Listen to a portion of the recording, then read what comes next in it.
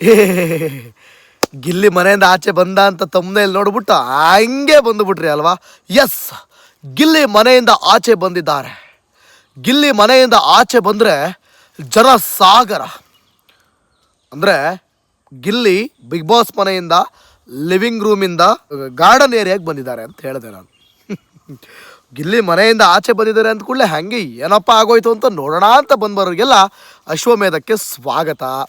S, Gilli ಮನೆಯಿಂದ ಆಚೆ ಬಂದು ಅಂದರೆ ಗಾರ್ಡನ್ ಏರಿಯಾಗೆ ಬಂದು ಜನ ಏನು ಕಿಕ್ಕಿರಿದು ತುಂಬಿಕೊಂಡಿದ್ದಾರೆ.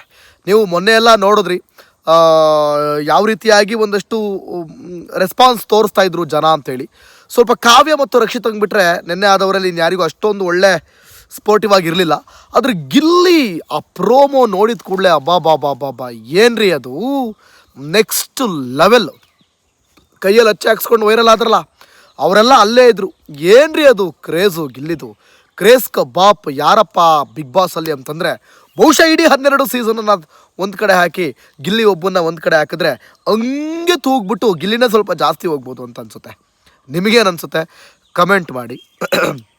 ಅಂದರೆ ಕಷ್ಟಪಟ್ಟು ವೀಡಿಯೋ ಮಾಡ್ತೀವ್ರಿ, ಈ ಥರ ತಮ್ಮನೇಲಿ ಹಾಕಿದ್ರೆ ಹಂಗೆ ಉಯ್ ಅಂತ ಬಂದ್ಬಿಡ್ತೀರ ನೋಡೋದಕ್ಕೆ. ಸೊ ನೀವು ಬರಲಿ ಸ್ವಲ್ಪ ಮಾತಾಡೋಣ ಗಿಲ್ಲಿ ಬಗ್ಗೆ ಅಂತ. ಆಮೇಲೆ ಬೆಂಗಳೂರಿನಲ್ಲಿ ಮೆಜೆಸ್ಟಿಕ್ನಲ್ಲಿ ಜನ ಏನಂದ್ರು, ಯಾರು ಗೆಲ್ತಾರೆ ಅಶ್ವಿನಿ ವರ್ಸಸ್ ಗಿಲ್ಲಿ ಅಂತೇಳಿ ಒಂದು ವಿಡಿಯೋ ಅಪ್ಲೋಡ್ ಮಾಡಿದ್ದೀನಿ. ಮಿಸ್ ಮಾಡದೆ ಜನ ಏನು ಹೇಳಿದ್ದಾರೆ, ಎಲ್ಲರೂ ಯಾರನ್ನ ಹೇಳಿದ್ರು ಅದೊಂದು ಸಖತ್ತಾಗಿ ಕ್ಯೂರಿಯಸ್ ಆಗಿದೆ. ಆ ವಿಡಿಯೋನೂ ಕೂಡ ಹೋಗಿ ನೋಡಿ. ವೀಕ್ಷಕರೇ, ಬಿಗ್ ಬಾಸ್ ಮನೆಯಿಂದ ಮಿಡ್ ವೀಕ್ನಲ್ಲಿ ಎಲಿಮಿನೇಟ್ ಆಗಿರೋದು ಒಬ್ಬ ಪ್ರಬಲ ಕೌಂಟರ್ ಮೇಲೆ ಕೌಂಟರು, ಡೈಲಾಗ್ ಮೇಲೆ ಡೈಲಾಗ್ ಹೊಡೆದು ಅಬ್ಬರಿಸುತ್ತಿದ್ದಂತಹ ಒಬ್ಬ ಮೇಲ್ ಕಂಟೆಸ್ಟೆಂಟ್ ಮಿಡ್ ವೀಕ್ ಎಲಿಮಿನೇಟಲ್ಲಿ ಔಟ್ ಆಗಿ ಹೊರಗಡೆ ಬಂದಿದ್ದಾರೆ. ಮಾಹಿತಿ ತಿಳಿದಂತೆ ಇವತ್ತು ಅಂದರೆ ಈಗ ಏನು ವಿಡಿಯೋ ನೋಡ್ತಾ ಇದ್ದೀರಲ್ಲ ಆ ದಿನ ಅಥವಾ ವಿಡಿಯೋನ ಮುಂದಿನ ದಿನ ನೋಡ್ತಾ ಇದ್ದರೆ ಅಂದರೆ ನಿನ್ನೆ ಅಂದರೆ ಇವತ್ತು ಬೆಳಗಿನ ಜಾವ ಸುಮಾರು 3 ಗಂಟೆಗೆ ಮಿಡ್ ವೀಕ್ ಎಲಿಮಿನೇಷನ್ ಆಗಿದೆ. ಅದರಲ್ಲಿ ಒಬ್ಬ ಪ್ರಬಲ ಅನ್ನೋದಕ್ಕಿಂತ ಹೆಚ್ಚಾಗಿ ಪ್ರಬಲವಾದಂತಹ ಮೇಲ್ ಕ್ಯಾಂಡಿಡೇಟ್ ಆಚೆ ಕಡೆ ಬಂದಿದ್ದಾರೆ. ಅದು ಯಾರು ಅಂತ ನಾವು ಬಾಯಿಬಿಟ್ಟು ಹೇಳೋದು ಬದಲು ನೀವೇ ಇವತ್ತು ನೋಡಿದ್ರೆ, ನಿಮಗೆ ಎಪಿಸೋಡ್ ನೋಡಿದ್ರೆ ಗೊತ್ತಾಗುತ್ತೆ. ಇನ್ನೇನು ಫಿನಾಲೆ ಕಾವು, ಸಿಕ್ಕಾಬಟ್ಟೆ ಕಾವು ರೀ. ಏನು ಹೊರಗಡೆ ಗಿಲ್ಲಿ ಕ್ರೇಜು, ಮನೆಯಿಂದ ಆಚೆ ಕಡೆ ಗಿಲ್ಲಿ ಕ್ರೇಜು ಕ್ರೇಜಿ ಆಗಿದೆ ಸ್ವಾಮಿ. ಏನು ಪಾದಯಾತ್ರೆ ಮಾಡೋರ್ದೇನು ಕೇಳ್ತೀರಾ, ಆ ಕಡೆ ಏನು ಯಾರು ಹೊರಗಡೆ ನಮ್ಮ ಯೋಧರು ಔಟ್ ಆಫ್ ಸ್ಟೇಟ್ನಲ್ಲಿ ಕಾಶ್ಮೀರದಿಂದ ಗಿಲ್ಲಿಗೆ ಓಟ್ ಹಾಕಿ ಅನ್ನೋದೇನು ಕೇಳ್ತೀರಾ, ಆ ಕಡೆ ಫಾರಿನವರು ಕನ್ನಡದವರು ಏನು ಗಿಲ್ಲಿಗೆ ಓಟ್ ಹಾಕಿ ಅಂತ ಕೇಳ್ತೀರಾ, ಈ ಕಡೆ MLA ಮಳವಳ್ಳಿ MLA ನರೇಂದ್ರ ಸ್ವಾಮಿ ಅವ್ರು ಏನು ಓಟ್ ಹಾಕಿ ಅನ್ನೋದು ಕೇಳ್ತೀರಾ, ಆ ಕಡೆ ತಮ್ಮಣ್ಣ ಅಂತ ಒಬ್ಬರು ನೋಡಿದೆ ನಾನು MLC, ಅವ್ರನ್ನೇನು ಓಟು ಗಿಲ್ಲಿಗೆ ಹಾಕಿ ಅನ್ನೋದೇನು ಕೇಳ್ತೀರಾ, ಮಾಜಿ ಸಚಿವರಾಗಿದ್ದರು. ಏನು ರಾಜಕಾರಣಿಗಳೇ ಓಟ್ ಬಿಡಬೇಕು, ಈ ಕಡೆ ರಾಜಕಾರಣಿಗಳೇ ಗಿಲ್ಲಿ. ಅವ್ರು ಬಿಡಿ, ರಾಜಕಾರಣಿಗಳು ಗಿಲ್ಲಿಗೆ ಓಟ್ ಕೇಳ್ತಾ ಇದ್ದಾರೆ ಅಂತಂದರೆ ಅದೊಂಥರ 2028 ಚುನಾವಣೆ ಗಿಮಿಕ್. ಓಕೆ, ನರೇಂದ್ರ ಸ್ವಾಮಿ ಅವರೀಗ ಗಿಲ್ಲಿಗೆ ಓಟ್ ಕೇಳಿದ್ದಾರೆ ಅಂದರೆ ಇವ್ರು ನಮ್ಮ ಗಿಲ್ಲಿ ಕಡೆಯವರು 2028ಕ್ಕೆ ನಮ್ಮ ನರೇಂದ್ರ ಸ್ವಾಮಿನೇ MLA ಅನ್ಬೇಕಲ್ಲ. ಅದು ಅವ್ರದ್ದು ಟ್ರಿಕ್ಸೇ ಬೇರೆ ಇರುತ್ತೆ. ಅದೊಂಥರ ಚೀಪ್ ಟ್ರಿಕ್ಸೋ ಗಿಮಿಕ್ಕೋ ಮತ್ತೊಂದೋ ಮಗದೊಂದೋ ಏನೋ ಅವೆಲ್ಲ ನಮಗೆ ಗೊತ್ತಿಲ್ಲ. MLA ಗಿಲ್ಲಿಗೆ ಗೆಲ್ಲಿಸಿ ಅಂತ ಕೇಳೋ ರೇಂಜ್ಗೆ ಗಿಲ್ಲಿ ಬೆಳೆದ್ಬಿಟ್ಟಲ್ಲ, ಅದಪ್ಪ ಬೆಳವಣಿಗೆ ಅಂತಂದರೆ. ಬಹುಶಃ ನನ್ನ ಪ್ರಕಾರ ಗಿಲ್ಲಿಗೇನಾದರೂ MLA ಎಲೆಕ್ಷನ್ಗೆ ಏನಾದ್ರು ನಿಲ್ಲಿಸ್ಬಿಟ್ರೆ ಮಳವಳ್ಳಿಲಿ ಗೆದ್ಕೊಂಡೇ ಬಿಡ್ತಾನೇನಪ್ಪ. ಈಗ ಯಾರು ಓಟ್ ಕೇಳ್ತಿರಲ್ಲ ನರೇಂದ್ರ ಸ್ವಾಮಿ, ಅವ್ರನ್ನೇ ಸೋಲಿಸ್ಬಿಡ್ತಾರೇನಪ್ಪ ನಮ್ಮ ಗಿಲ್ಲಿ ಅಂತ ನನಗನ್ನಿಸ್ತಾ ಇದೆ. ಅಷ್ಟರ ಮಟ್ಟಿಗೆ ಗಿಲ್ಲಿ ಕ್ರೇಜ್ ಬಾಪ್ ಅಂತ ಹೇಳಿದ್ರೆ ತಪ್ಪಾಗಲಿಕ್ಕಿಲ್ಲ. ಆಮೇಲೆ ಒಂದು ನಾನು ಕೇಳ್ಕೊಳ್ಳೋದು, ಪಾದಯಾತ್ರೆ ಮಾಡಿ ಬೇಡ ಅಂತಲ್ಲ, ಓಕೆ, ಅಭಿಮಾನ ಪ್ರೀತಿ ವಿಶ್ವಾಸ ಎಲ್ಲ ಇರುತ್ತೆ, ಪಾದಯಾತ್ರೆ ಮಾಡಿ. ಆದರೆ ಪಾದಯಾತ್ರೆ ಮಾಡೋದಕ್ಕೆ ಅಂತಲೇ ಒಂದಷ್ಟು ಬೇರೆ ಬೇರೆ ಕಂಟೆಂಟ್ಗಳಿವೆ. ಅದಕ್ಕೆ ಜಾಸ್ತಿ ಸ್ವಲ್ಪ ಒತ್ತು ಕೊಡಿ, ಇದಕ್ಕೆ ಪಾದಯಾತ್ರೆ ಅನ್ನೋದಕ್ಕಿಂತ. ಆಮೇಲೆ ಅಚ್ಚೆ ಹಾಕ್ಸ್ಕೊಳ್ಳಿ, ಬೇಡ ಅಂತಲ್ಲ, ಆದರೆ ಅಭಿಮಾನ ಇರಲಿ, ಆದರೆ ಅಂಧಾಭಿಮಾನ ಬೇಡ ಅಂತ ನಾನು ಹೇಳೋದಕ್ಕೆ ಇಷ್ಟಪಡ್ತೀನಿ. ಯಾಕಂತಂದರೆ ಅಚ್ಚೆ ಹಾಕ್ಸ್ಕೋತೀರಿ, ಇತ್ತೀಚೆಗೆ ಅಚ್ಚೆ ಹಾಕ್ಸ್ಕೊಳ್ಳೋದ್ರಿಂದಲೂ HIV ಬರುತ್ತಂತೆ. ಸೊ ಹಾಗಾಗಿ ಹುಷಾರು.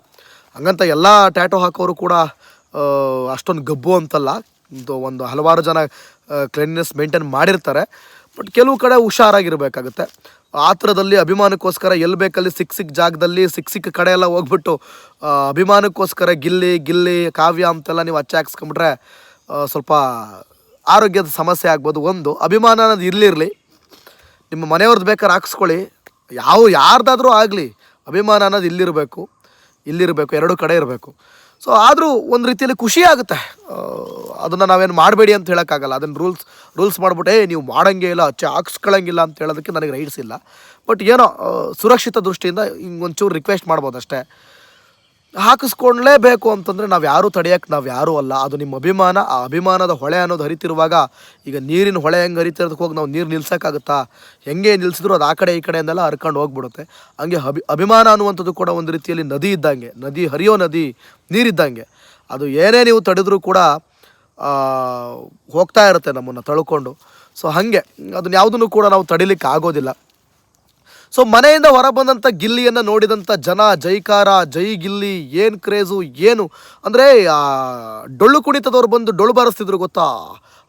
ನಿನ್ನೆ ಯಾರಿಗೆಲ್ಲ ಬಾರಿಸಿದ್ರು ಅವ್ರಿಗಿಂತ ಜಾಸ್ತಿ ಶೀಲ್ಡ್ ಕಿತ್ತು ಹೋಗಂಗೆ ಬಾರಿಸಿದಾರಪ್ಪ. ಇಡೀ ಬಿಗ್ ಬಾಸ್ ಮನೆ ಅಕ್ಕಪಕ್ಕ ಬೇರೆ ಇರೋರಿಗೂ ಕೇಳಿಸ್ಬೇಕು. ಆ ರೇಂಜ್ಗೆ ಚಚ್ಚಿ ಬಿಸಾಕ್ಬಿಟ್ರು. ಅಂದರೆ ಅಷ್ಟೊಂದು ಅಭಿಮಾನ ಬಿಗ್ ಬಾಸ್ ಮನೆಯ ಬರೀ ಜಸ್ಟ್ ಗಾರ್ಡನ್ ಏರಿಯಾದಲ್ಲೇ ಗಿಲ್ಲಿಗೆ ಸಿಕ್ಕಂಥ ಒಂದು ಪ್ರೀತಿ ನೆಕ್ಸ್ಟ್ ಲೆವೆಲ್ಲು.